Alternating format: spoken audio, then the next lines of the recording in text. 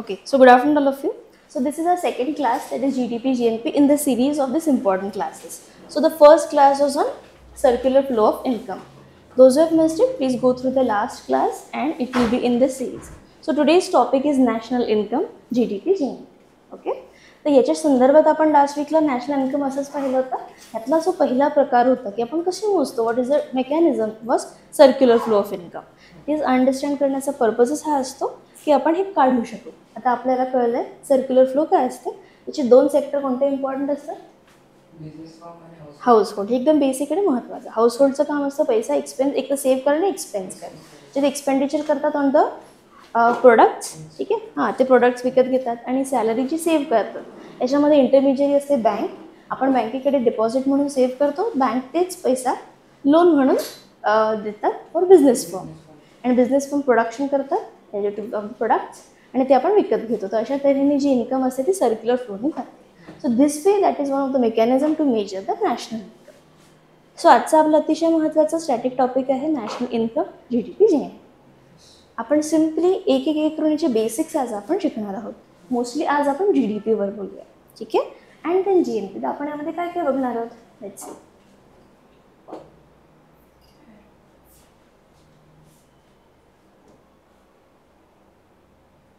Okay, तर national income mostly ह्याच्यामध्ये क्वेश्चन्सची प्रोबॅबिलिटी खूप जास्त असते, ठीक आहे. हे एक स्टॅटिक टॉपिक पण आहे आणि आन्सर रायटिंग मेन्समध्ये कमी येतं, पण प्रिलिममध्ये ऑलमोस्ट सगळ्या परीक्षांमध्ये नक्की येतं. ह्यामध्ये जे टर्म जसं आपण नॅशनल इन्कम म्हणतो तर ह्याचं अकाउंटिंग की आपण नॅशनल इन्कम कसं काढतो हे एक येतं सिम्पल. आणि GDPच्या अंडर ही बेसिक टर्म आहे.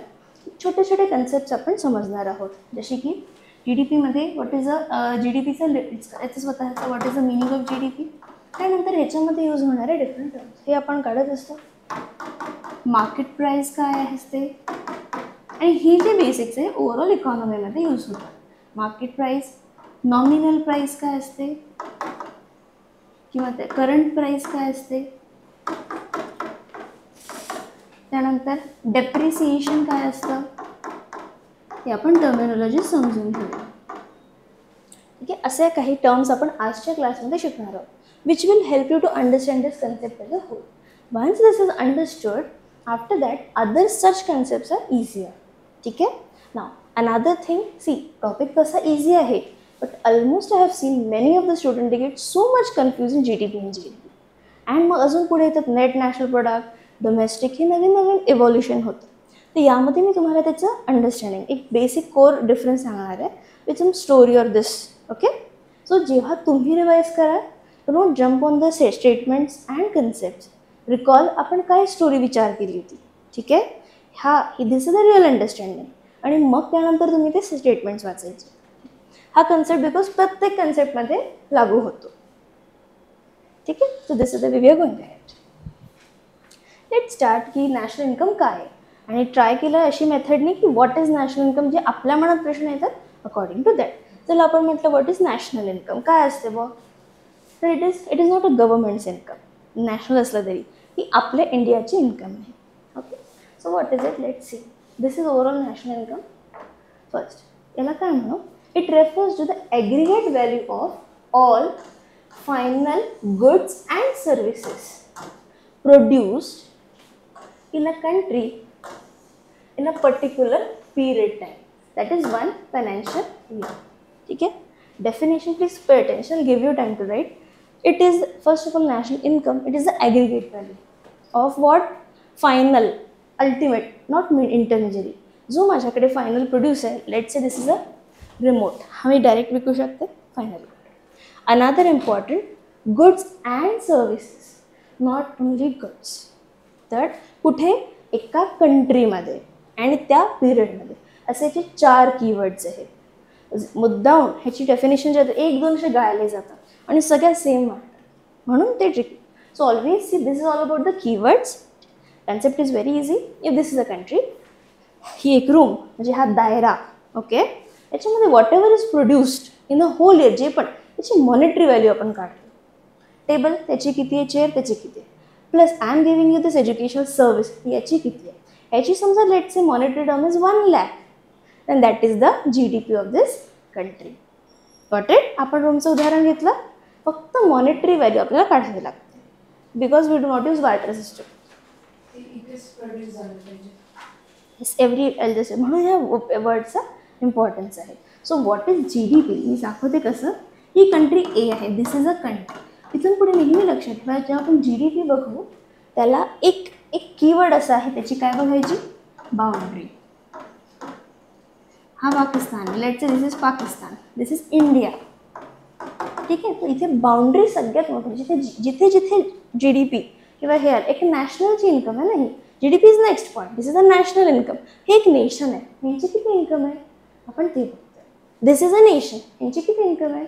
ही इन्कम आहे. This is the value of goods. Similarly so income आपण ह्याची काढतोय. ठीक आहे, एका कंट्रीची. याच्यामध्ये सगळ्यात पहिला टूल, बेसिक टूल असतो GDP.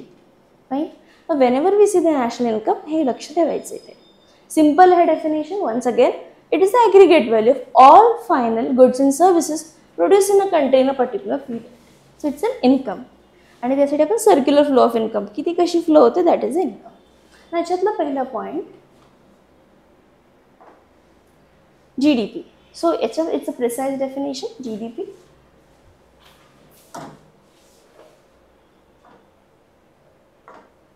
see the money value of all goods and services produced within the boundary of a country in one year. So हे basic actual definition of GDP आहे. इथे आपण मुद्दाम GDP जेव्हा जेव्हा आलं इथून पुढे, तर what is this? Gross. It is gross domestic product. सगळे पॉईंट्स एक एक मी हळू क्लिअर करेल. फक्त तुम्ही स्टार्टिंगला लक्ष द्या, नंतर तुम्हाला नाही कळलं तर एक एक विचारा. ठीक आहे. Just pay attention. First word is gross, second is domestic. ठीक आहे. ग्रॉस काय असतं? ग्रॉस म्हणजे ढोबळ मिळालेलं, एक वरच्यावर ग्रॉस. नाही, for example gross salary, net salary. कुणाची ग्रॉस सॅलरी 50,000 असेल, पण टॅक्स डिडक्शन्स हे सगळं ॲक्च्युअल हँडमध्ये किती येतं? कमी. असं म्हणतात ना, सॅलरी तो इतनी दिखती है, आती कितनी है? Net value. मग त्यातले टॅक्सेस, तुमचं EMI आहे ते म्हणून इन हँड सॅलरी असते. ठीक आहे. सर 50,000 तुमचे, पण इन हँड सगळे डिडक्शन्स करून तुम्हाला मिळतं ते 45,000 सॅलरी. सो ही आहे ग्रॉस, ही असते नेट. नाही, general. See from this topic आपण सगळे छोटे छोटे बेसिक कन्सेप्ट समजून, तुम्ही आधी समजून घ्या, मग लिहा. ठीक आहे, समजून घ्या. सो ग्रॉस इथून पुढे कधी पण ग्रॉस म्हणजे without any sort of deductions. ढोबळ, याला ढोबळ अंदाज म्हणतो, वरच्यावर. पण जेव्हा याच्यामध्ये कुठल्याही प्रकारचे डिडक्शन्स होतात, ओके, तेव्हा ती बनते नेट. मग याच्यामध्ये फॉर एक्झाम्पल जर हे सॅलरीची गोष्ट आहे, तर ते डिडक्शन्स काय असणार आहे? Taxes. First is taxes. Okay, असे प्रत्येक. तर ही नेट म्हणजे this is the actual value. समजा तुमची सॅलरी 50,000, मग तुम्ही 50 स्पेंड नाही करू शकत बिकॉज तुम्हाला हे मिळते. सिम्पल डिफरन्स कळला आता ग्रॉस अँड नेट. तर मग हे काय आहे? काय नाव? Gross domestic product. म्हणून हा फर्स्ट बेसिक आहे की जरी जर GDP इंडियाचं मी म्हटलं की it is $4 trillion. Okay, $4 trillion. But हा मला यूज करायला नाही मिळत, पण हा पण काढतो. ही माझ्या इकॉनॉमीची साईज आहे. सो ही तुमच्या सॅलरीची साईज आहे. असं फर्स्ट कन्सेप्ट. मग याच्यात जे डिडक्शन्स होऊन आपण ॲक्युरेटवर पोहोचणार आहोत. So this the first. आणि आय विल ट्राय की असं शिकवणं, तुम्ही पण प्रयत्न करा एकेका वर्डवर फोकस करायचं, म्हणजे मग जेव्हा तुम्ही स्वतः सॉल्व कराल कन्फ्युजन्स नाही. ठीक आहे. So simple. याच्या नाव जर कन्फ्यूज झालं तर नाव बघायचं. Gross domestic. आता सेकंड इम्पॉर्टन्स आहे इथे डोमेस्टिकचा. So what does it say? See domestic. इथे डोमेस्टिक म्हणजे कंट्रीची बाउंड्री. आपण म्हटलं डोमेस्टिक प्रोडक्शन, इंटरनॅशनल प्रोडक्शन. जे माझ्या कंट्रीमध्ये होतं आहे ते डोमेस्टिक, जे बाहेरून येते ते इंटरनॅशनल. राईट. तर मी ते इथे म्हणते इन्कम कुठली? डोमेस्टिक. म्हणजे एव्हरीथिंग जे की माझ्या कंट्रीच्या आतमध्ये होते ते. What it? सो जे goods and services, what ever the goods and services एका वर्षामध्ये इंडियामध्ये प्रोड्यूस होतात त्याला आपण काय म्हणू? GDP. What it? Once more. जे पण प्रोडक्ट, गुड्स अँड सर्व्हिस इंडियामध्ये एका वर्षात होतात त्याला म्हणतात GDP. Gross domestic product. So internalize काय करायचं? सगळं बाउंड्री के अंदर. So this border is important. So now you can write it, draw this and write this example as well. कितीही छोटं वाटलं तरी ते उदाहरण लिहायचं.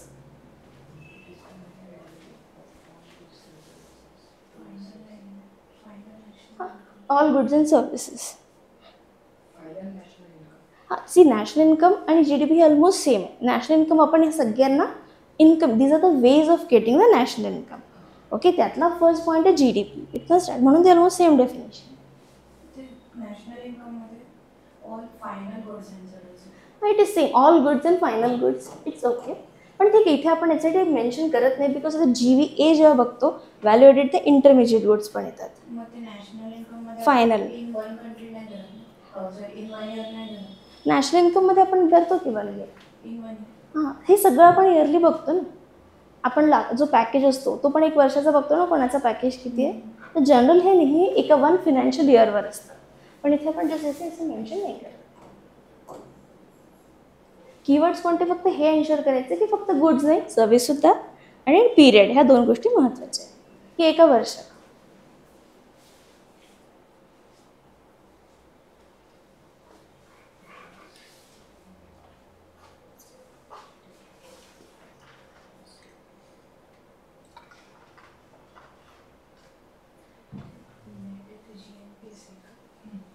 Next, so do not gate, आपण एक जाऊ आणि तुम्ही कुठलाही विचार आता करू नका, माहिती असेल तरी.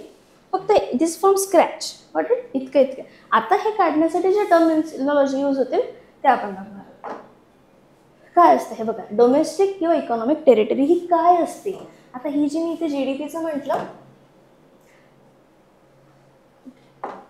दिस वन. सो डोमेस्टिक, आता मी तुम्हाला डोमेस्टिक किंवा याला बाउंड्री म्हणायला सांगितलं, म्हणजेच ही इंडियाची काय झाली इकॉनॉमिक टेरिटरी. दिस इज माय, जर मी उद्या जाऊन बांगलादेशचा एक पार्ट घेतला आणि दिस इज माय टेरिटरी, तेव्हा ती पण काय होणार आपली इकॉनॉमिक टेरिटरी. कब्जा केला तर असं. अंदमान निकोबार इंडियाचा पार्ट आहे, टेरिटोरियल इकॉनॉमी आपण चालवतो, इकॉनॉमिक टेरिटरी. जिथे आपण आपला स्वतःचा इकॉनॉमिक व्यवहार करू शकतो ती काय आहे इकॉनॉमिक टेरिटरी. त्यालाच आपण GDPमध्ये डोमेस्टिक. तर let us see that is a domestic और इकॉनॉमिक टेरिटरी म्हणजे काय. It refers to the geographical territory administered by the government of India. इथे मुद्दाम मी अंदमान निकोबार लक्षद्वीपचं उदाहरण घेतलं. अजून कोणतं एक्वायर केलं का आपण, नाही, हे चायनाचं काम आहे, म्हणजे ते म्हणते ना. ठीक आहे, तर सध्या याचं उदाहरण घे बिकॉज मेनलँडपासून दूर आहे. Within which the person, goods and capital can circulate freely. Andaman निकोबारला जायला विजा घ्यावा लागतो का, नाही. तिथनं गुड्स अँड सर्व्हिसेस येतात. बट आपण पाकिस्तानशी जेव्हा ट्रेड करतो तर सगळी टॅरिफ हे ते लागतात की नाही. हा बांगलादेश अगदी जोडून आहे पण लागतात की नाही. तर is it our domestic territory, no. But तर जी आपली डोमेस्टिक आहे तिथे आपली इकॉनॉमिक टेरिटरी, सिम्पल. म्हणून GDPमध्ये जे डोमेस्टिक आहे ते हे आहे. So this is this is mainland of India and this is Andaman Nicobar, both this is our economic territory. So in one line you can write this one. For example, India and Andaman Nicobar they are the economic territories of India. ठीक आहे, म्हणजे mainland of India आणि अंदमान निकोबार. आणि मग खाली दुसरं example असं, Bangladesh is not the economic territory, not the economic territory of India.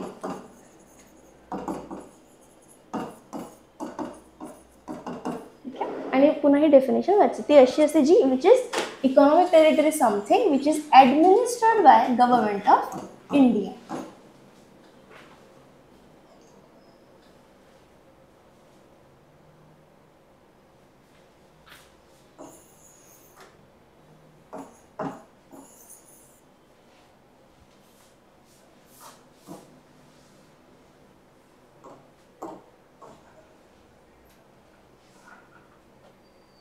नाव लेटेस्ट याला आपण थोडं प्रॅक्टिकली आणखी बघूया.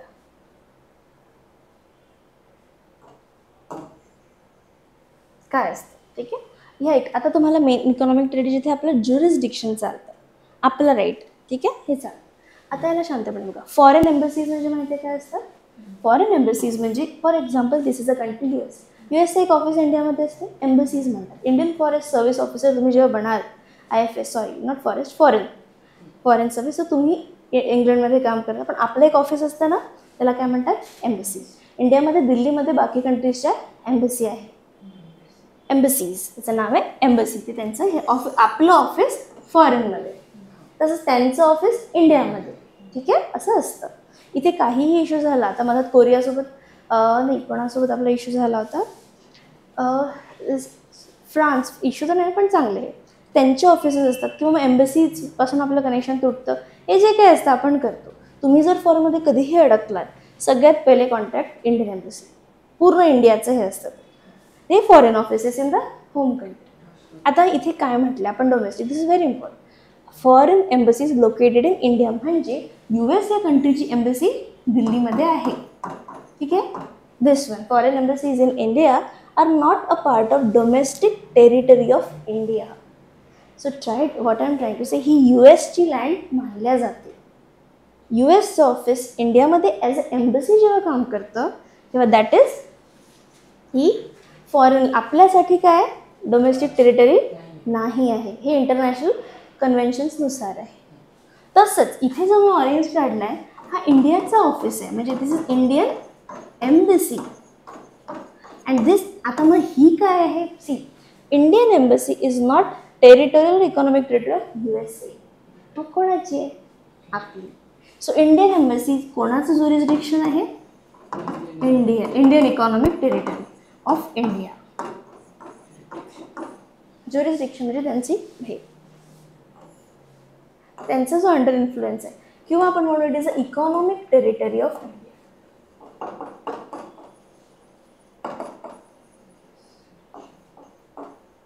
Economic territory of India.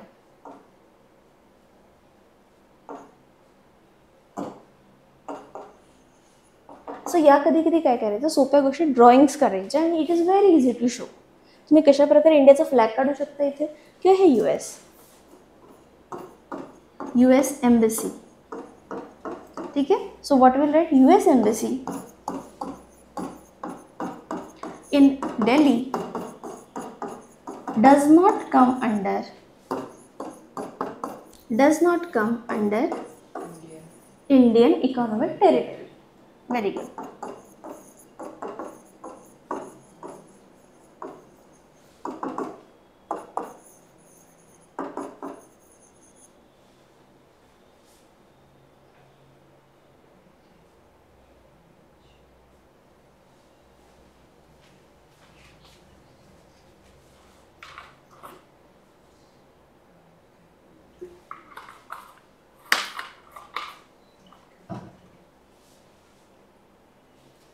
आणि असं हे ड्रॉ पण करा. ठीक आहे. जे जे कन्सेप्ट तुम्हाला जितकं फ्लो चार्ट ड्रॉइंग्स कराल तो you will make use of all your senses and it is very easy to understand.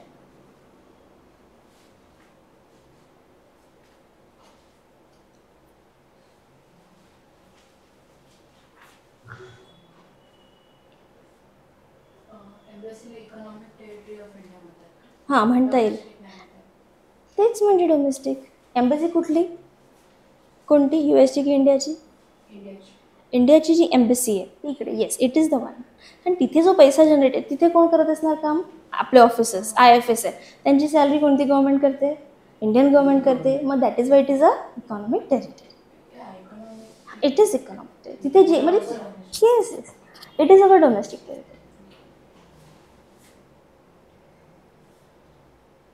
Domestic territory असा टर्म नसतो, पण त्याला आपण इकॉनॉमिक टेरिटरी, बिकॉज वी लर्निंग इकॉनॉमिक्स. तर इकॉनॉमिक टेरिटरी जिथे ते काही ट्रान्झॅक्शन होतील ते अंडर गव्हर्नमेंट ऑफ इंडिया असते. डोमेस्टिक टेरिटरी हा क्लिअर वर्डचा अर्थ काय होतो, इंडियन इंडिया. हां, it is economic territory.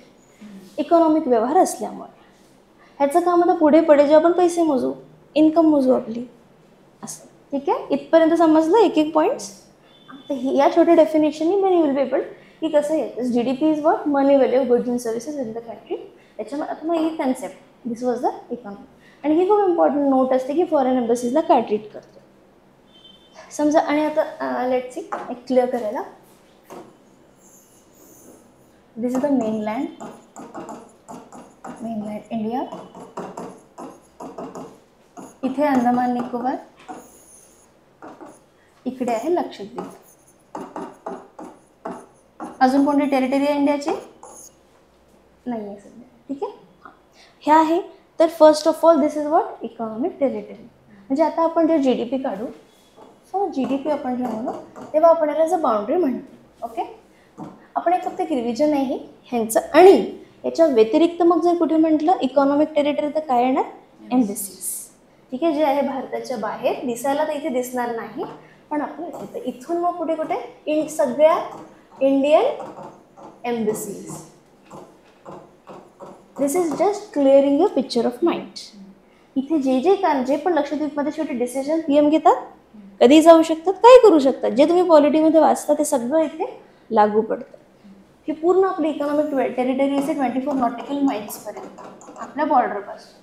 This is our economic territory plus हे काय इंडियन हे नवीन आपल्याला कळलं इकॉनॉमिक टेरिटरी. क्लिअर. आता नेक्स्ट पॉईंट.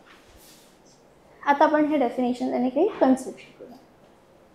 ठीक आहे. So GDP is that all goods and services produce. म्हणजे हे आता आपण एक वेगवेगळ्या फॅक्टर्सवर बघू. What is market price, factor cost, factor कसे काढतात, त्यानंतर नॉमिनल प्राइस, बेस प्राइस असं.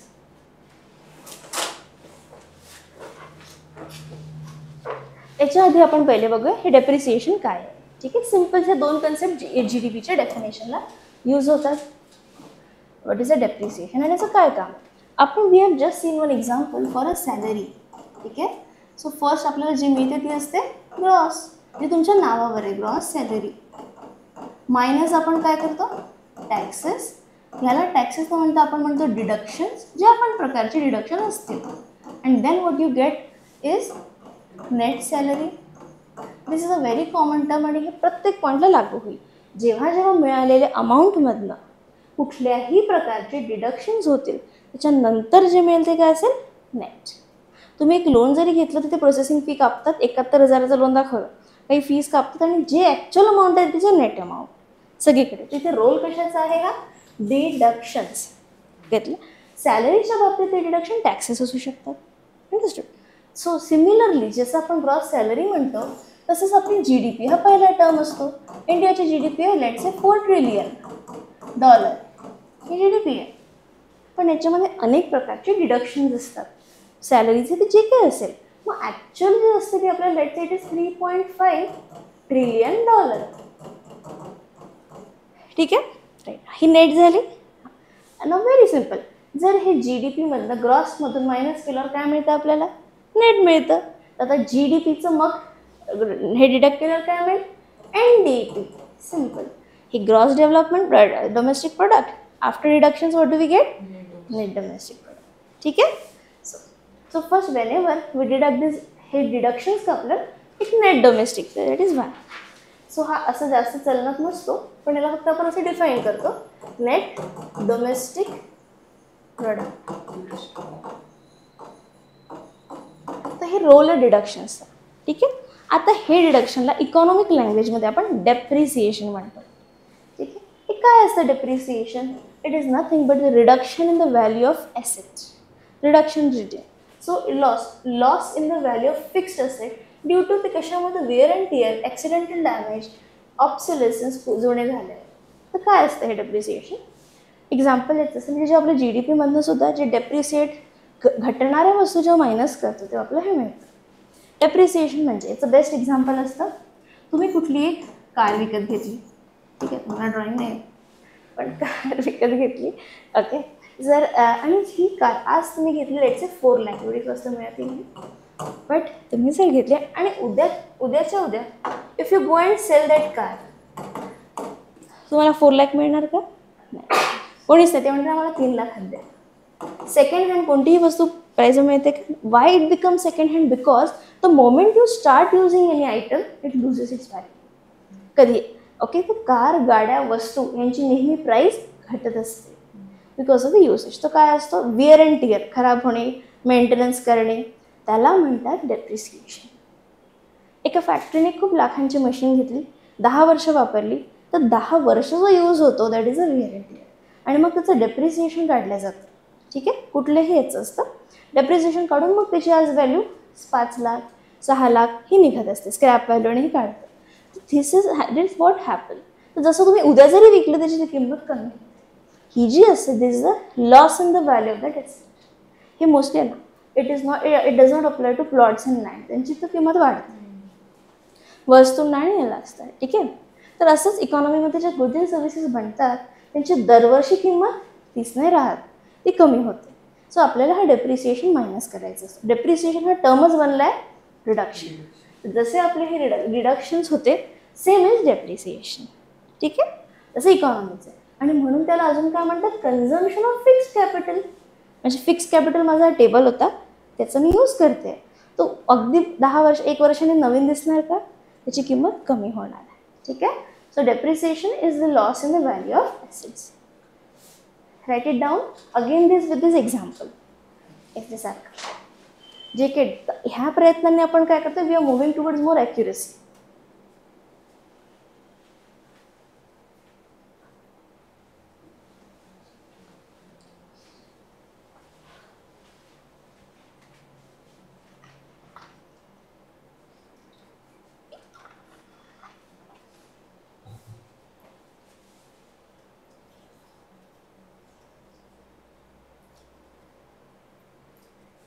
ह्यांना तुम्हाला कमीत कमी 5 वेळा रिवाईज करायचं.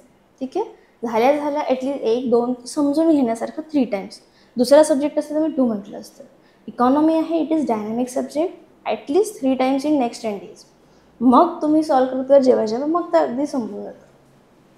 काही महिन्यानंतर तुम्हाला पेपरमध्ये होणार आहेत तेव्हा लिंक होतील. And that will be the time की तुम्हाला स्वतःला हे जोडतं आतून समजतं. आता मी शिकवते तसं समजतं, पण मग इट विल टेक टाईम. ठीक आहे. मग तेव्हा काय हेल्प करणार आपल्याला, जे उदाहरणं आपण लिहितो. ठीक आहे. आता ही काय टर्म, हे खूप इंटरेस्टिंग आहे. हे आपण डिरेक्टली मग फॉर्म्युला टाकणार आहे वन्स वी अंडरस्टँड. एकदम सिम्पलचं. इंडिया आपला अनेक कंट्रीसोबत ट्रेड असतो. ठीक आहे. हे लोक तिथे काम करायला जातात. Let's say this is England. Okay. आपण आता ट्रेडबद्दलचं बोलूया. Okay. So India and England. Now there is a trade between India and England. याला आपण एक्सपोर्ट म्हणतो. लेट्स से आपण 10 लाख रुपीजचा एक्सपोर्ट करतोय, म्हणजे आपण विकतोय, आपल्याला 10 लाख रुपीज मिळत आहे. इनकमिंग व्हॅल्यू काय, इन्फ्लो कशाचा आहे, इन्फ्लो इज ऑफ 10 लाख. ठीक आहे. देन व्हॉट हॅपन्स, सिमिलरली आपण इम्पोर्ट पण करतो. ठीक आहे. आपली काही लोक तिथे काम करतात. ठीक. नाव कसं असतं, आपण जो the objective of today right now we are studying is national income. कुठून इन्कम येते. इथं आपल्याला माहिती आहे इंडियामध्ये जे काही होणारे गुड्स अँड सर्व्हिसेस हे येते, याच्या व्यतिरिक्त कुठून येत आहे का इंडियामध्ये इन्कम. येस, एक्सपोर्टने आली. अजून आपली लोक तिथे काम करतात आणि त्याला रेमिटन्स म्हणतात. Saudi, Jeddah, let's what ever. मग सौदी इथे लिहिते मी, त्यांनी लगेच केलं. मिडल ईस्टमध्ये जास्त काम करतात. इकडनं आपल्याला पैसे वर्कर्सचे, हा सगळं इन्फ्लो आहे. हा पण येतोय. सिमिलरली हे एक लक्षात आलं, ते येतं. लेट्स हा सगळा म्हणून आपल्याला इन्कमिंग इन्फ्लो किती आहे. Inflow is let's say 20 lakh. प्रत्येकजण जातो इथे डॉलर्स पाठवतो तिकडे येणार आहे. त्याचबरोबर आपण ऑइल विकत घेतो, ते एक झालं. आपल्याला पैसे द्यावे लागतात. ओके. आणि आपल्याकडे तसाच एक आउटफ्लो असतो इंडियाकडून जाणारे इम्पोर्टचे पैसे. ते झालं की इथे आपण इन्कमची गोष्ट करू, नॉट ट्रेड, इन्कम. आपल्या इंडियामध्ये काही ऑफिसेस आणि Pune is also one of the hub for IT industry. त्याला आपण म्हणतो MNC, मल्टीनॅशनल कंपनीज. IBMचं एक्झाम्पल घेऊ. IBM इथे इंजियावाडीला IBM आहे. IBM बेसिकली US ची कंपनी आहे. मग ह्यांना जे काही पैसे IBM इंडियात मिळते ते आपल्याला देतील की इथे यांच्या कंट्रीला जाईल.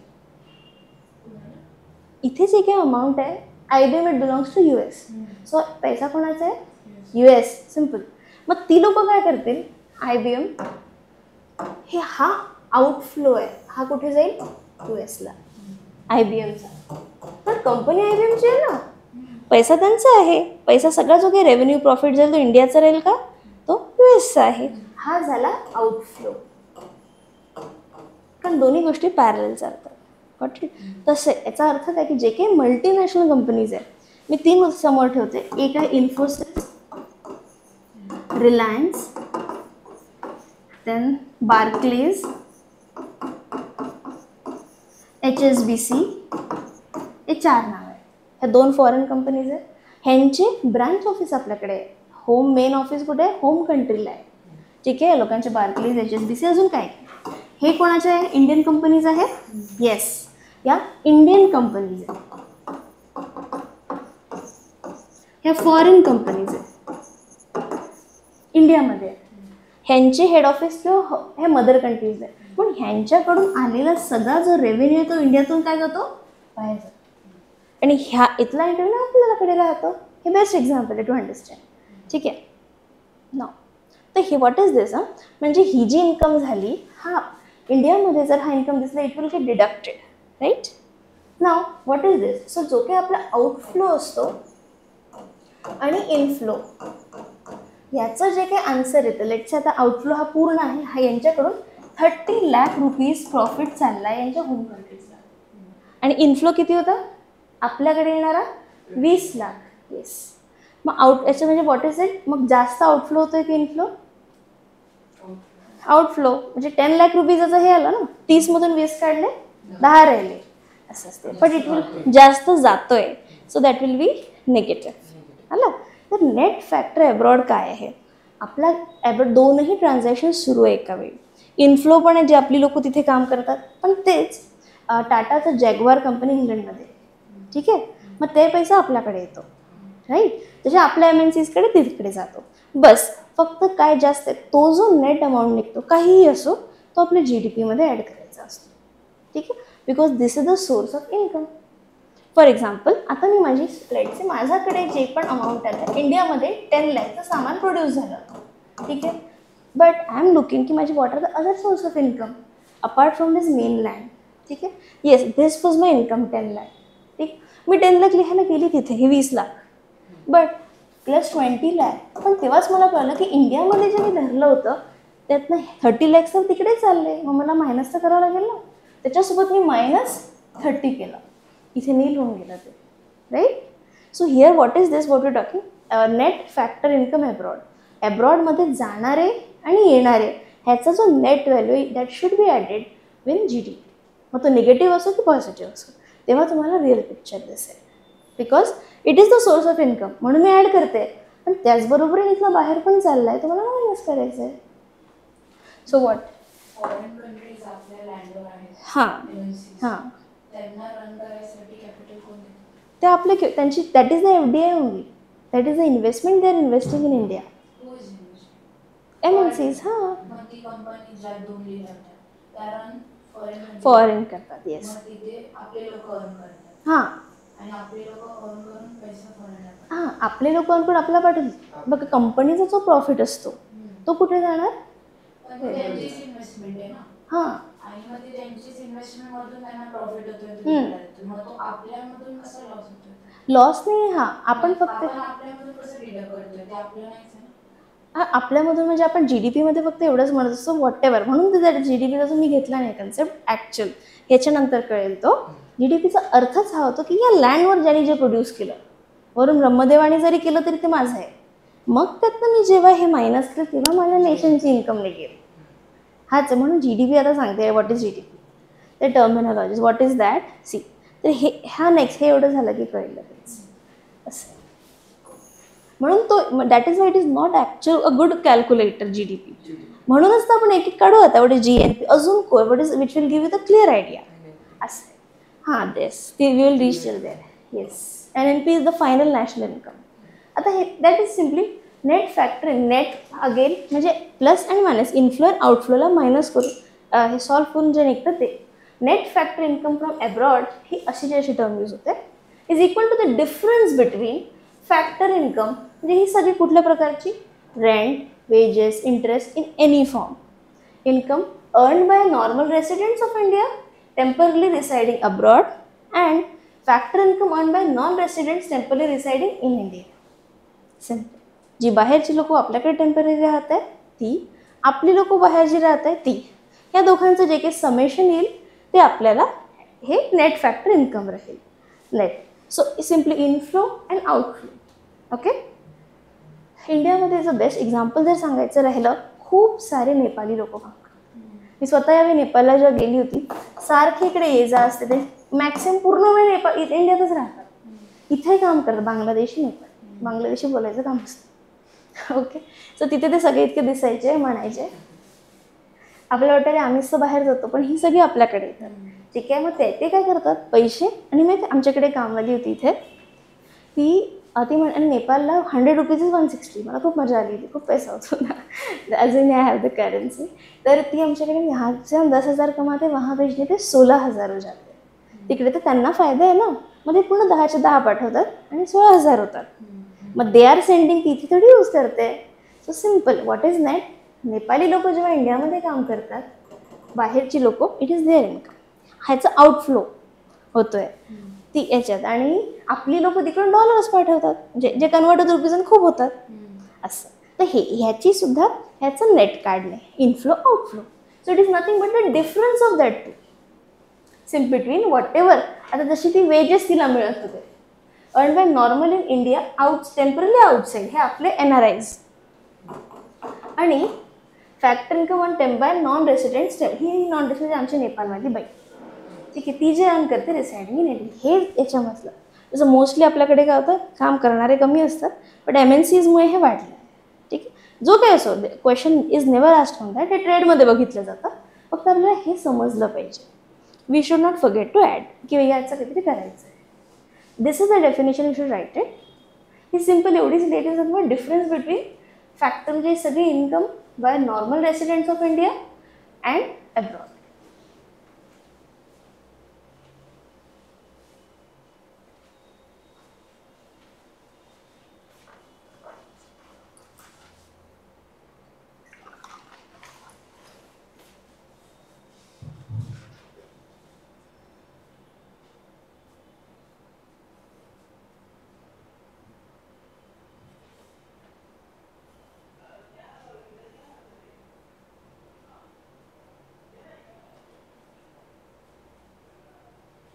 म्हणजे produce from there land but send in another land. कुठे आपण का जे आपण इन्कम आउटफ्लो बोलतोय.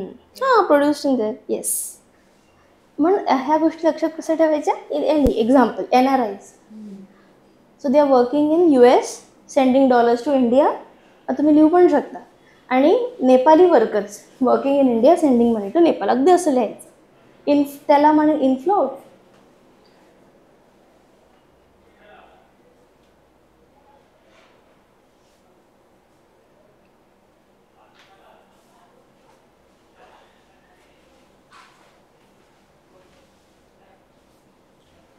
So write it down quickly so that we can just understand. एक सिम्पल्स आहे आणि आपण एक बघूया. NRIs एक्झाम्पल आहे हे पूर्ण, फक्त कुठेही कंटिन्यू होऊ शकतात. NRIs working in US and sending dollars to India. हे काय झालं, आपला इनफ्लो झाला. This is the inflow. ठीक आहे. अँड नेपाली वर्कर्स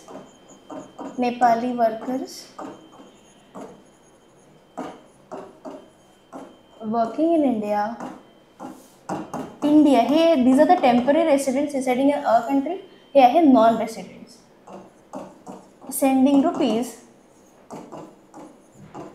अगदी आपण लेमॅन्स लँग्वेज खूप सिम्पल करून बोलतोय. ठीक आहे, स्टार्टिंगला असं होईल, नंतर आपण पेसअप करूया टू नेपाळ. हा काय झाला, इंडियामधून काय झाला, आउटफ्लो. तर लिहिताना बघा, आता आपल्याला व्हॅल्यू नाही माहिती किती आहे. What do we write? It is simple the difference of both. So net factor income abroad काय असते, is nothing but difference of both. जो काय आन्सर येईल तो. बट नेट फॅक्टर हे आउटफ्लो आणि इनफ्लोचा डिफरन्स आहे. कळलं? हे सिम्पल वेज, आणि जितकं तुम्ही असं उदाहरणाने लिहाल तेवढं सिम्पली कळेल. इट कॅन बी हे फिगर्स आपल्याला सर्वे सांगेल. हां, जे जास्त असेल तर डिफरन्स आहे दोघांचा. जसं 30 lakh 20 lakh, that's a difference. Okay, हे कळलं? सो डेप्रिसिएशन दिसते. बघा, नेट फॅक्टरचा हा असा पण formula, income from abroad to India minus factor income from India to abroad. As simple as that. हा एक लिहून घ्या.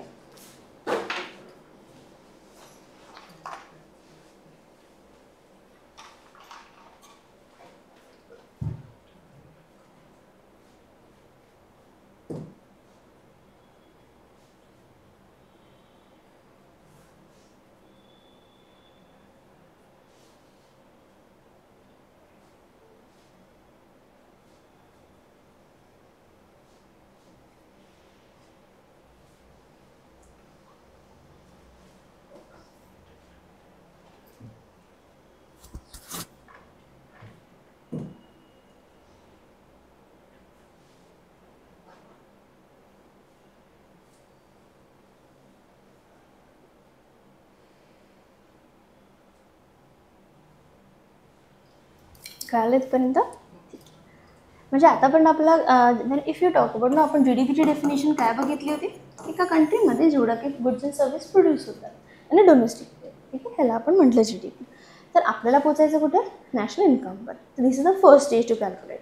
नाव वी अंडरस्टूड की हा पण एक फॅक्टर आहे बाबा. आपण तर फक्त वेनेवर वी सी GDP आपण फक्त जी काही लँड सर्फेस आहे असं. सो हे टर्म्स ते will help you.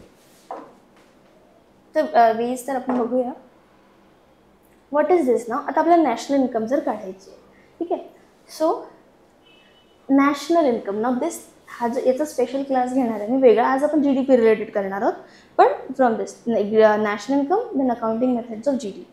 But what is this? एक नेक्स्ट स्टेजमध्ये व्हॉट इज GNP? सगळ्यात पहिले again look at the full form, gross national product. Again still it is gross. फक्त आपण काय करतो यामध्ये पूर्ण फोकस घ्या नॅशनलवर पहिले करायचं. जसं GDPचं मी सांगितलं होतं, it is gross national product. मग वेनेवर आय से नॅशनलचा इथे अर्थ होतो एक्सक्लुझिव्हली सिटिझन्स ऑफ इंडियाचा. Here this national mean Indian national. Indian nationals म्हणजे भारतीय नागरिक, इंडियन सिटिझन्स. तर हा कोणाचा GDP असणार, म्हणजे कोणाचा रेव्हेन्यू आहे हा? नॅशनल्सचा. Still it is gross. म्हणजे याचा अर्थ काय की आता आपल्याला या पॉईंटवर पोहोचायचं आहे की फक्त आणि फक्त आमच्या इंडियन सिटिझननी जे पैसा कमावला आम्हाला तो पाहिजे. तर आपल्याला तर इंडियाची इन्कम काढायची आहे ना. आलं लक्षात? असंच याचं मिनिंग लेटर ना. आपल्याकडे सुरुवातीला हातात काय आता? GDP, gross domestic product. ढोबळ एवढं आमच्याकडे झालं होतं बाबा, एवढं कमी. आता आपण काय करू? हे आपल्याकडे आहे. जेव्हा आपण या ग्रॉसमधून नेट फॅक्टर इन्कम अब्रॉड जो काही आला तो ॲड करू, तो मायनसही असू शकतो काही, त्याला फक्त ॲड करायचं आहे. त्याच्यानंतर जे येणार किंवा याला सिम्प्लिफाय केलं तर व्हॉट इज GNP? आपल्या GDPमधनं अनावश्यक गोष्टी काढायच्या. You tell me what are those? ते काय अनावश्यक आहे? आपण काय एक्स्ट्रा मोजतोय? काही मोजतो आहे का? आउटफ्लो. एक्झॅक्टली. आणि आपला इथे ह्याला विचार करताना ऑब्जेक्टिव्ह लक्षात ठेवायचं काय? पहिले तर नॅशनल इन्कम आणि त्या नॅशनलचा अर्थ आहे इंडियन सिटिझन. आता जे काही आतापर्यंत बघितले आपण की हे सगळं नाव ह्यांच्यानी जास्त क्लिअर होतं GDPचा कन्सेप्ट. कसं? आता मी सांगते GDPचा ॲक्च्युअल मिनिंग काय असतो बघा. ग्रॉस डोमेस्टिक प्रोडक्ट म्हणजे माझ्या जमिनीवर सगळ्यांनी जे काही उत्पन्न केलं आहे, जमिनीवर येणं आवश्यक आहे. हे असं तुम्ही डोक्याला सांगायचंच होता. सो इथे मग MNC पण येऊ शकते ना, इथे बाहेरचा कोणी येऊ शकतो, anyone, whatever his. I am going to consider is my economy. म्हणजे माझ्या इकॉनॉमीवर ही गुड्स अँड सर्व्हिस प्रोड्यूस झाली. पण हे रॉंग आहे. तर इथे आपण दोन एक करूया. एक आहे इंडियनवाल्यांचा प्लस एक आहे फॉरेनवाल्याने जी काही कमाई केली, ही माझी GDPत येते. कारण इथे फोकस आहे डोमेस्टिकवर आणि डोमेस्टिक म्हणजे टेरिटरी म्हणून हे बाउंड्री. आलं लक्षात? हे तुम्ही दोघं आहे. मी हा रूमचा दार बंद केला, हे खूप महत्त्वाचं. आता तुम्ही बाउंड्रीच्या आत आहे. एक फॉरेन एक इंडियन. जे काही करताय इन्फोसिस हे सगळे अंबानीज तुमच्याकडे, ज्याच्याकडे फॉरेन MNC आहे, ठीक आहे. आता कोणी आलं तुम्ही एंट्री देणार नाही. बंद केलं आहे बाउंड्रीच्या आत. बट व्हॉट ही आहे म्हणजे GDP. सिम्पल. तसंच माझे काही लोक, जो आज आला नाही हर्ष, तो तिकडे फॉरेनमध्ये काहीतरी काम करतो, इथे तुम्हाला पैसे पाठवतो. ओके, हा हर्ष आहे. पण तो माझा फ्लोर म्हणून मी त्याला घेतलं.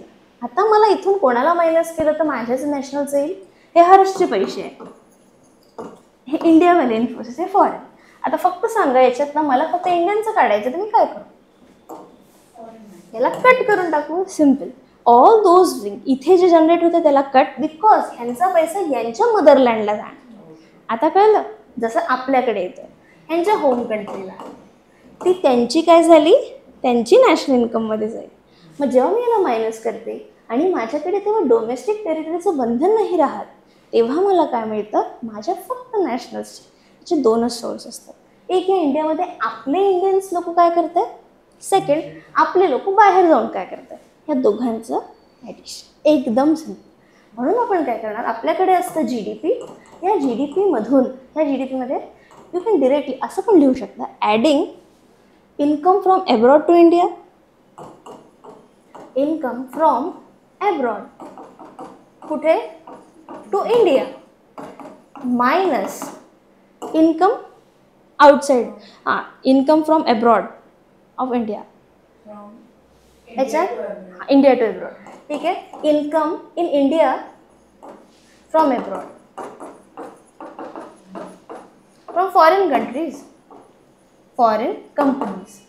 हे आपण आपल्यासाठी असं व्यवस्थित लिहितोय.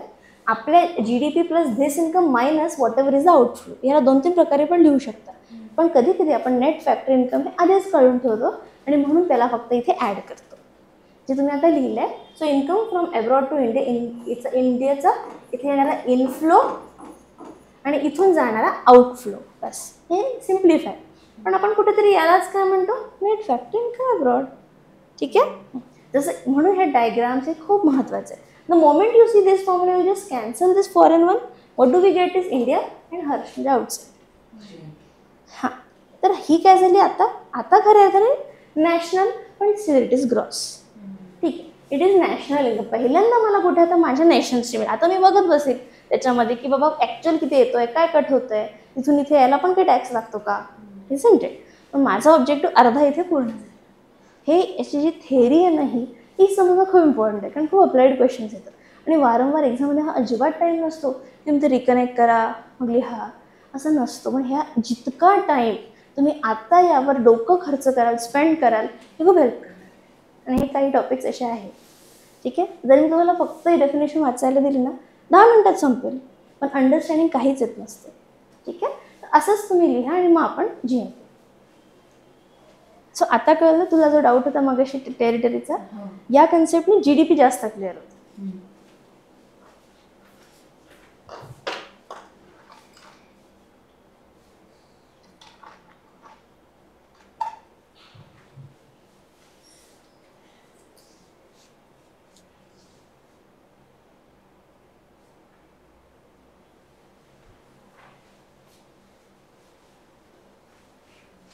आणि आपल्या मित्राचं पण नाव लिहा हर्ष. अरे हर्ष, मग तो कोण आहे. हो.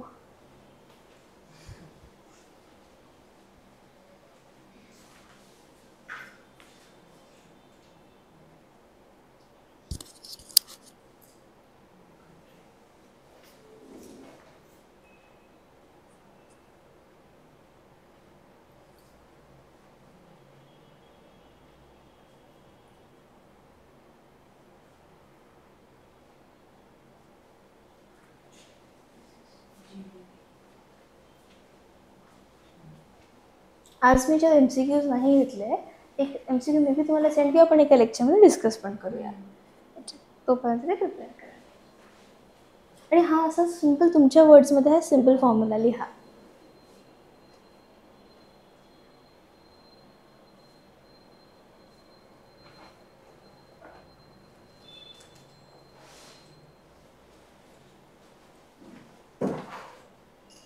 हे असं स्टार्टिंगला खूप याच्यावर विचार हे ते करायला लागलं जेव्हा आय स्टार्टेड टीचिंग. हे असं असतं बिकॉज मॅक्सिमम टाईम बघितलं खूप लोकांना हे कन्फ्युजन होतं. तर हे कसं करायचं, खूप वर्क केलं आहे, खूप विचार की हे एक्झाम्पल्स कुठले. सो तुम्ही सुद्धा तसं लक्षात ठेवायचं म्हणजे कन्फ्यूज नाही. ठीक आहे.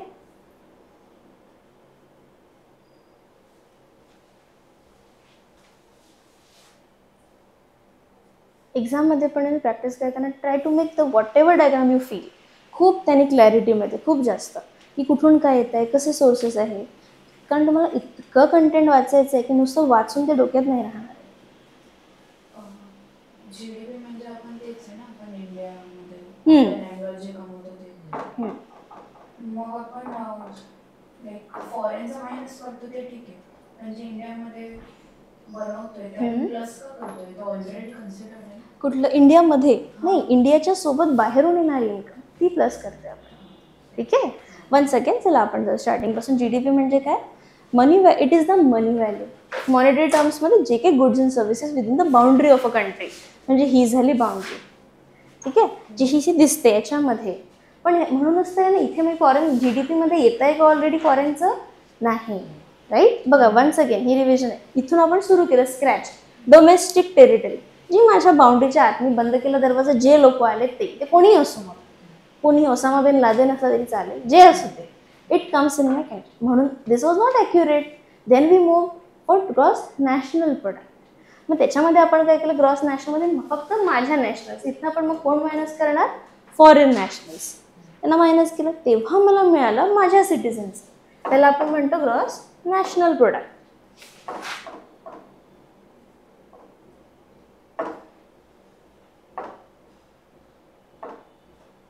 Okay, so clear. So what GDPचं आता कळलं. मग आपण GNP जेव्हा काढलं तेव्हा काय केलं, GDP ऑलरेडी जो होता minus GDP plus net factor income abroad. आता हा नेट असल्यामुळे मला काळजी नाही आहे plus minus, because it is net. हे कन्सेप्ट वाचलं, क्लिअर कळलं. ह्याचा आउटकम मला काय मिळाला, GNP. So now I have gross national product. Clear.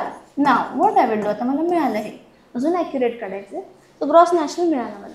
नाव ह्या ज्या GNP मधला when I subtract depreciation, okay, जी काही विअर अँड टिअर ज्या माझ्या गुड्स बनल्या त्याची जी काही प्रत्येक गोष्टीची विअर अँड टिअर डिडक्शन्स आहे ज्या मी ते डिड्यूस करेन, म्हणजे ज्या ग्रॉस नॅशनल प्रोडक्टमधनं मी डेप्रिसिएट करेन, डेप्रिसिएशन हे जेव्हा करेल तेव्हा आपल्याला माहिती आहे डेप्रिसिएशन जेव्हा डिडक्शन केलं की या ग्रॉसचं काय होते, नेट. हा असं फॉर्म्युला सारखं लक्षात ठेवायचं. या ग्रॉस नेट होते, ते आपण प्रॅक्टिस केली आधी.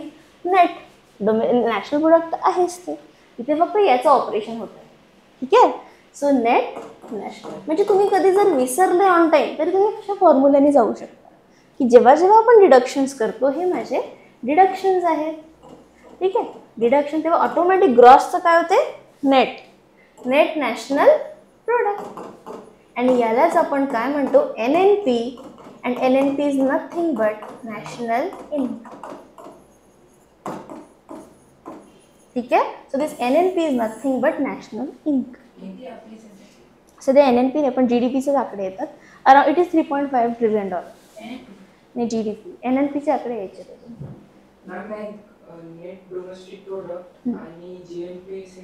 आता बघू एक एक कसं आहे. ग्रॉस नेट डोमेस्टिक, नो हे GNPच्या आधीची स्टेज, कारण ते डोमेस्टिक आहे. ही GDPचा सब पॉईंट आहे तो. हा केला करू शकतो. आता बघ नेट नाही क्वेश्चन आहे की क्वेश्चन हा होता की सेम आहे का NNP. बघा NNP आपला नेट डोमेस्टिक प्रोडक्ट आणि GNP हे सेम आहे. याचं मी आन्सर देते, फक्त मला इतकं सांगा हे समजलं सिम्पली एकदम. तर आपण इथे काय केलं, ग्रॉस नॅशनलचं नेट नॅशनल ही सिरीज आता संपली या पॉईंटची. GDP, GNP, NNP हे तो एक थोडासा डिटेलवाला आहे म्हणून म्हटलं आधी हे समजून घ्या, मी सांगते. तुम्हीच स्वतः त्याचा तर्क लावू शकाल. ती सब कन्सेप्ट सी. आता आपण बघूया, देर इज वन GDP, याचा सब कन्सेप्ट आहे NDP.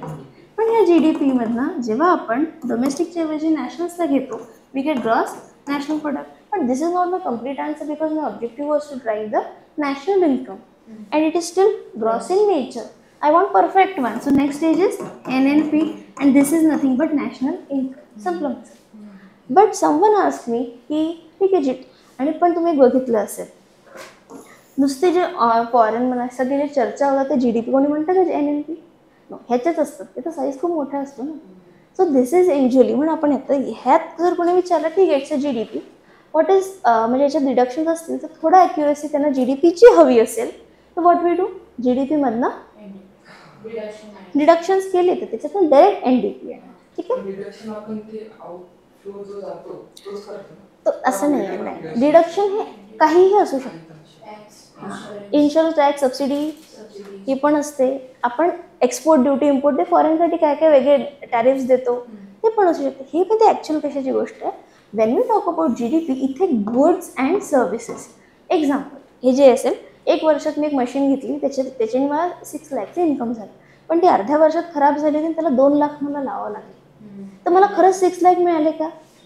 त्यातून 2 तर मायनस होतील ना आणि मला मिळाले 4. सो दॅट वॉज त्या मशीनद्वारा जे काही प्रोड्यूस झालं असेल ते ती मशीन प्रोड्यूस झाली तर दॅट इज 1. पण ॲक्च्युअल काय झालं आहे मला 2 लाख खर्च करावं लागलं तर ते आहे depreciation. Any sort of reduction.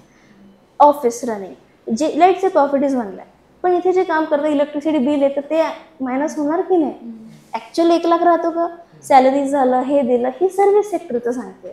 हे जे मेंटेनन्स आहे ते म्हणजे कधी खरं पाहिलं तर कधीही कोणाला परफेक्टली मिळत नसतं.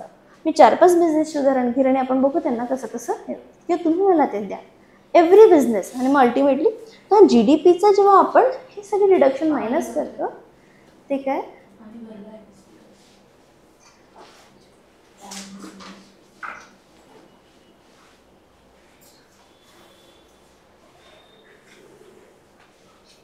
पण इथे पाणी तर नाही आलं. आलं का? हो. कळलंय?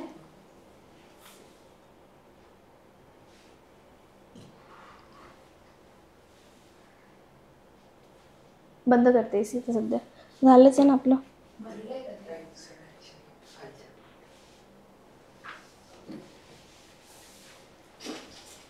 इथे ठेवून दे मागे.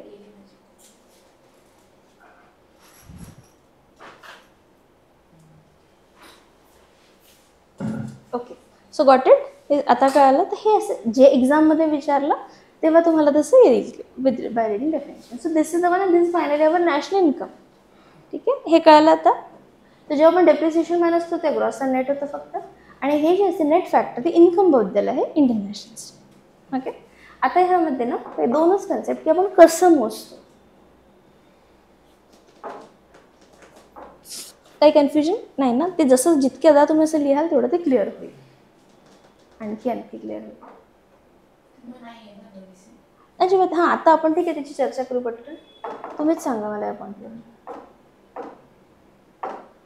ही या पिक्चरची जशी क्लॅरिटी केला आता सांगा. NNP तुमचा क्वेश्चन काय होता? NNP आणि NDP हे सेम आहेत का? GNP आणि NDP. ठीक आहे, चला. GNP आणि NDP सेम आहे. सगळ्यात हा D आणि N जेव्हा वेगळे आहे तोपर्यंत कधीच सेम नाही होऊ शकत. Because domestic product can never be a national only. आणि त्या डोमेस्टिकमध्ये तर बाहेरचे ऑलरेडी आहेत आणि तुमच्या बाहेरचे इन्क्लुडेड नाही आहे. म्हणून सो दिस डोमेस्टिक प्रोडक्ट आणि नॅशनल प्रोडक्ट जोपर्यंत हे दोन आकडे वेगळे हे कधीच सेम नाही होऊ शकत. कारण NDP असो की GDP हा आहे तर डोमेस्टिक प्रोडक्ट एका कंट्रीमधला ज्याच्यामध्ये फॉरेनरच्या MNC होत्या. आलं लक्षात? आणि GNPची खासियत आहे नॅशनल. ते फक्त इंडियन नॅशनल्सची कॅल्क्युलेट करतं. सर त्यामुळे हे ग्रॉस असो की net doesn't matter but this cannot be same. GDP मध्ये येणार आहे ना? नाही, म्हणून तर आपण त्यांना विसरलो होतो. मी अगदी आधी तर खूप अशा स्टोरी सांगायची की आपण त्यांना विसरलो मग घेतो होतं मग ते लक्षात राहतं.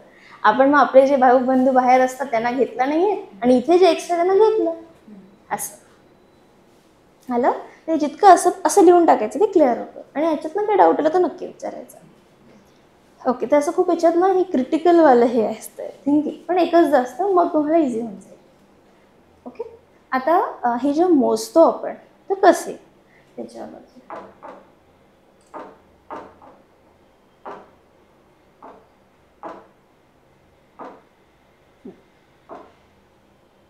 ह्या प्राइजेस बद्दल आहे.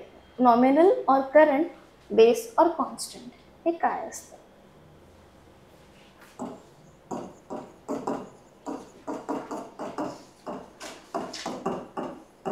आणि करंट प्राइस,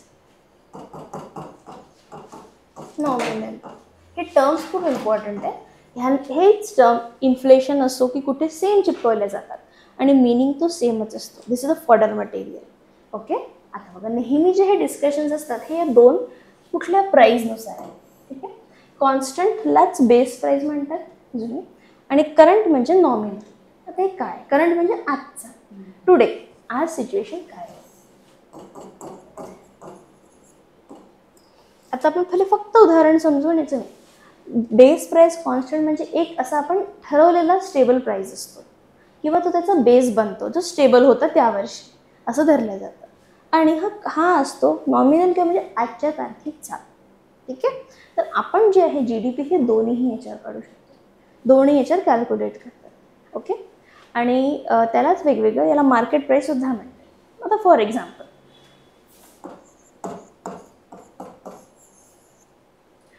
2005 मध्ये 10 kg व्हीट ची जी प्राईज होती ती 10 किलोची प्राईज होती 500 रुपये. तर एकाची किती झाली? 50. खूप महागाई आहे ना, असं झाली. तेव्हा स्वस्त होती. आता 50चे झाले गहू. फार सगळ्यात स्वस्त म्हणजे गहू. ठीक आहे, चला 10 kg 300 रुपयाची. ठीक आहे, तर 1 किलो किती? 30 रुपये. सेम आता आपण बघू आजच्या तारखेला 10 kg. बघा, रिमेंबर क्वांटिटी मी 10च घेते, 10च kg आजच्या तारखेला 550ची आहे. म्हणजे 1 kg कितीला? 55. ठीक आहे, ओके. नाव तो त्यापणे इथे आता हा जो डिफरन्स आहे ते 30 रुपये आणि 55 रुपयेचा अंतर किती आहे?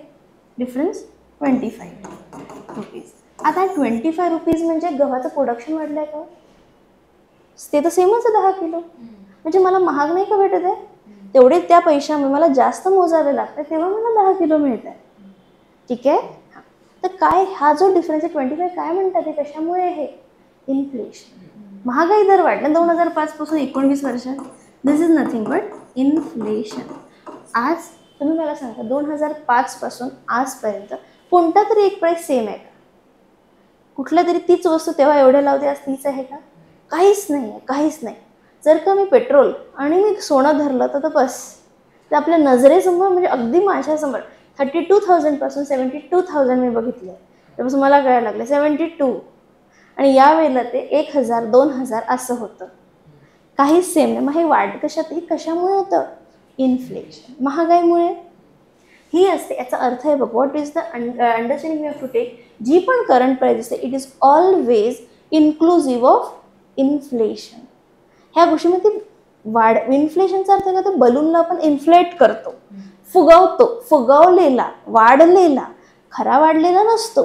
या प्राइजेसमुळे तो वाढतो. आलं लक्षात? So this is because always remember एक सिम्पल फॉर्म्युला दोघांच्या डिफरन्सचा. जे पण करंट नॉमिनल आजची प्राईज म्हटली it is always inclusive of inflation. तर यामध्ये जे 25 रुपये वाढलेले हे इतक्या वर्षात वाढलेली महागाईमुळे. पण बघा त्याला आहे तर असं तर नाही झालं. 550 रुपयात या भावाने किती गहू आले असते? 4-5 जास्त आले असते की नाही? म्हणजे आपली क्वांटिटी वाढली का? नाही, क्वांटिटी नाही, फक्त इन्फ्लेशन वाढले.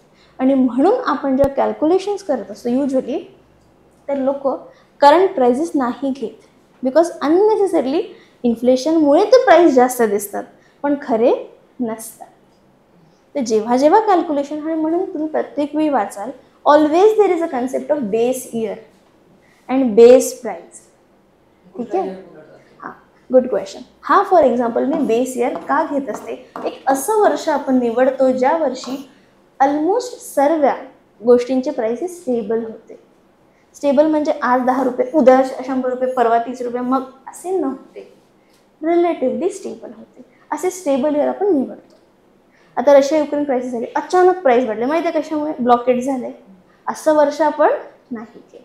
हे इकॉनॉमिक्सचं काम असतं.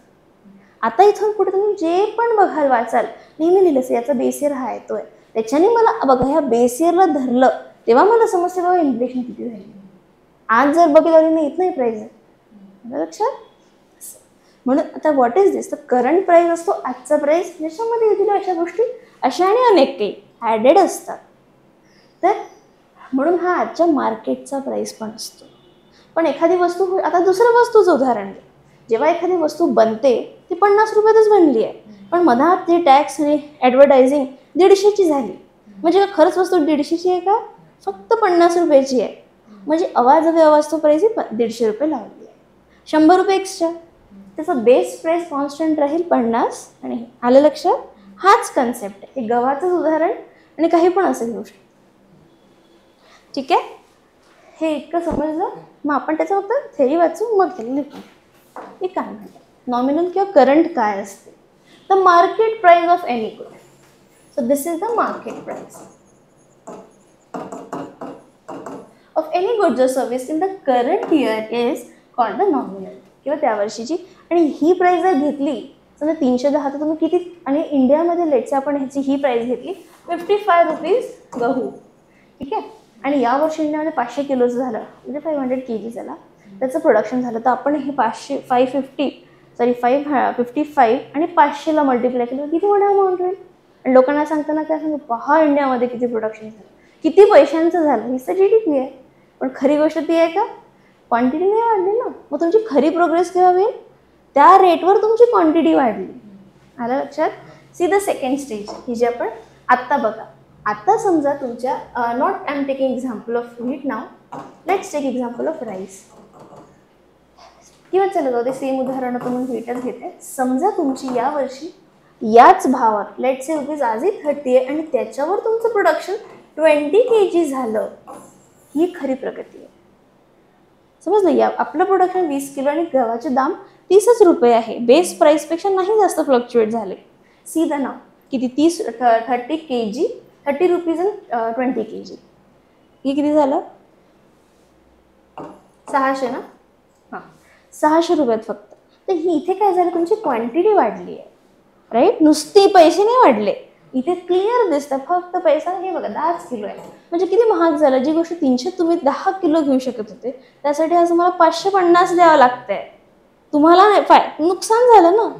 एक्झॅक्ट. आणि जर समजा मानलं असतं की त्याला ही किंमत आहे, पण आज इंडियाचं प्रोडक्शन 50 किलो आहे, तर मग हे याचं ॲक्च्युअल साईज वाढला. समजलं? म्हणून हे डिस्टॉर्टेड फिगर असतात. ह्याने पण आपण ते दाखवतो. जसं मी आता एक्झाम्पल घेतलं इथे नेक्स्टचं, की या मार्केट प्राइस ऑफ एनिथिंग की आपल्याला 55 रुपीज इथे आहे आणि मग याच्यात तुम्ही सांगितलं आमचे 550 किलो झाले आहे बुवा, तर that is what with high price ना. मग जेव्हा तुम्ही लोकांना दाखवता फॉरेन कंट्रीजला, you show see my GDP किती जास्त आहे, रेट बघा. मग दिसायला असं दिसतं आजही इंडियाची GDP एवढी आहे, पण ते तिथपर्यंत लोकांना पोचली आहे का? नाही. म्हणून हे डिस्टॉर्टेड असते. ठीक आहे. सो मार्केट प्राईस किंवा करंट प्राईस ती असते ते आजच्या तारखेला जमते. मग आजचं म्हणजे काय? सी, आज म्हटलं की त्याच्यात हे आलं इन्फ्लेशन. तो सिम्पल फॉर्म्युला आहे, कधी पण आजचा जो प्राईस असतो त्याच्यात is always inclusive of inflation, ज्याच्यापासून तुम्ही कम्पेअर करता. ओके. हा याचा भाग असतो. See, since inflation is included in the current market price, the nominal price किंवा current change as per the current level of inflation. So मी म्हणू शकते का की आजची price is driven by inflation. समजा उद्या इन्फ्लेशन कमी झाली तर कमी पण होणार, जास्त पण होणार. मग पुन्हा कमी पुन्हा जास्त. म्हणजे इथे ड्रायव्हिंग फॅक्टर कोण आहे? Not production but inflation. ठीक आहे. सो आपल्याला सिम्पल नॉमिनल कुठली म्हटली, it is always inclusive of inflation. समजा आपली महागाई जरी पण कमी झाला तर उद्याचा प्राईस कमी पण होईल. मे बी तो 30 आणि 50च्या मध्ये 40 असेल. ठीक आहे. असं तर ते फिगर बदलते. एवढं तर नाही जाणार. हे ते जाऊन ते काय, मी असं विचारलं आहे खूप लोकांना की हे तर किती स्वस्त झालं. मी खूप असं विचारायचं मनावर. दूधवाल्यांना स्पेशल म्हणते की India is a top producer. तुम्ही प्रत्येक वेळी आता 65 रुपीज देतो, मी त्यांना म्हटलंच हां हे तुमचं प्रोडक्शन होतं. ते म्हणे नाही. मग ते काय म्हणतात की ते जे दुसरे इनपुट्स यूज करतात, स्टोरेज एव्हरीथिंग, त्याची प्राइसेस थोडी कमी झाली आहे, ती तर वाढतच आली ना. तर त्यांची जी इनपुट कॉस्ट असते ती वाढली असते. पण त्यांची इच्छा जरी असली की ती त्याला नाही ठेवू शकत, बिकॉज त्यांना जो प्रॉफिट येईल तो कमी येणार आणि त्यातून दुसऱ्या वस्तू ते विकत नाही घेऊ शकत कारण त्या स्वस्त नाही आहे. असं म्हणजे मला त्यांनी एकदम सही सांगितलेलं की याच्यामध्ये मला इलेक्ट्रिसिटी बिल, स्टोरेज हे इतकं वाढलं आहे, जर मला ट्रान्सपोर्ट करत आहे फ्युएलचे प्राईस वाढले, तर जर का मी बेस प्राईस एवढा कमी ठेवला तर मला ते अफोर्ड नाही होणार. नंबर किंवा मला याच्यातनी जर मला कमी प्रॉफिट झालं तर मी काय वस्तू की त्या महाग आहेत ना. म्हणून प्रपोर्शनेटली सगळं एका वेळी वाढत असतं. आलं लक्षात? सगळं ठीक आहे, ते आपलं काम नाही आहे, पण असं आहे. म्हणून फक्त आपल्याला वाटतं प्राईस याची हे व्हायला त्याचं कमी झालं पाहिजे असं नाही. ठीक आहे. आता आपले इलेक्ट्रिसिटीचे युनिट्स आहे ते वाढले खूप, तर तुमचं आपोआप बिल जास्त येतं. ओके. तर मग बेस प्राईस काय असतं? In order to compare the national income of various years, it is calculated the reference to a particular year. म्हणजे तो बेस इयर असतो. This reference is called base and the market price of any good service is called the base price of constant price त्यावेळेची. ठीक आहे. तर मग एक simple सांगा, नेहमी इन जनरल काय होत असेल बरं? बेस प्राईस किंवा आणि करंट प्राईस यापैकी नेहमी कमी कोणती राहत असेल? Less. Base price always. So base price is always less and because current price always inclusive of inflation. समजा ज्यावेळी ते सेम होऊन जाईल म्हणजे इन्फ्लेशन 0 किंवा दुसरे फॅक्टर्स आहेच नाही. ठीक आहे. तर हे सिम्पल, हा जो पॉईंट आहे ना, हे सेम तुम्ही GDP किंवा इन्फ्लेशन सगळं शिकण्यासाठी हेच सांगणार करंट, नॉमिनल, इन्फ्लेशनचा पण तोच कन्सेप्ट आहे असंच. ठीक आहे. सो हे झालं नॉमिनल प्राईस और करंट प्राईस. त्याचे मग आपण जी डी पी कशावर मोजतो? दोन्ही ह्याच्यावर. G D P at constant price, G D P at current price असं. ठीक आहे. आजसाठी तुम्ही फक्त जी डी पी हे प्राईस एवढं समजून घ्या. हे जे तुम्ही वाचून याल, व्यवस्थित समजून याल, मग आपण ते कॅल्क्युलेशन करून अकाउंटिंगमध्ये.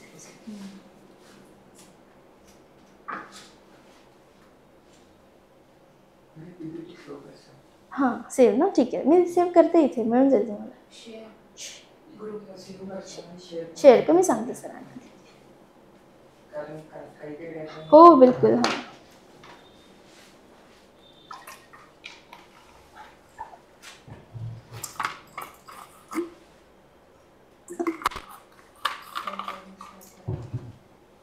नाही, हा झालं आपलं. हां इथपासून आपलं सगळं ॲक्च्युअल कन्सेप्ट सुरू झाले. आजच मी पाठवते कारण हे रीड करा तुम्ही आणि स्वतः असं आठवून लिहून बघायचं, म्हणजे तुम्हाला ते समजेल. आणि एकदम स्ट्रेस नाही यायचा, हळूहळू थोडा गॅप देऊन 2-3 वेळा तोपर्यंत शक्यतो ट्राय की जे शिकलं फक्त तेवढंच इम्बाईब करा, मग येणारे प्रश्न ऑटोमॅटिक सुटतात. ठीक आहे, असं करा. बाकी तर समजणार ना तुम्हाला जे जे एक्झाम्पल घेतले. मग एक काम करूया, नेक्स्ट याच्यात जमलं तर आपण काय MCQ किंवा हे कन्सेप्ट कम्प्लीट झाला पण MCQ. ठीक आहे. सो दिस इज वॉट याचे 3 अकाउंटिंग मेथड्स आहे. नेक्स्ट क्लासला ते घेऊ. हे GNP GDPचे डिफरन्स सुद्धा आहे, ते बघूया. उदाहरण फक्त याचे फ्लॅग्सचे उदाहरण आहे बघा. हे डोमेस्टिक, GNP वर्सेस GDP. याच्या GDPमध्ये बघा 2-3 वेगळे फ्लॅग दिसते की नाही. US तर असा कंट्री की सगळ्या देशाची लोक जातात, म्हणजे त्यांचं प्रोडक्शन नाही. पण जेव्हा तुम्ही US GNP बघाल तर फक्त त्यांचा फ्लॅग दिसतोय, बस. दिस इज द आन्सर. सिम्पल. जितक्यादा जितक्याने बघाल ना एकदम क्लिअर होत जाईल. ओके. सो समजतंय. ठीक आहे. जस्ट आम ट्राईंग की किती इझी करता येईल. स्टार्टिंगला थोडी मेहनत घ्यावी लागते, नंतर ते इझी. ओके. ठीक आहे. Then see you in the next class. तुम्हाला समजा एखाद दिवशी 1 किंवा 2 तासांचा क्लास तर चालेल ना.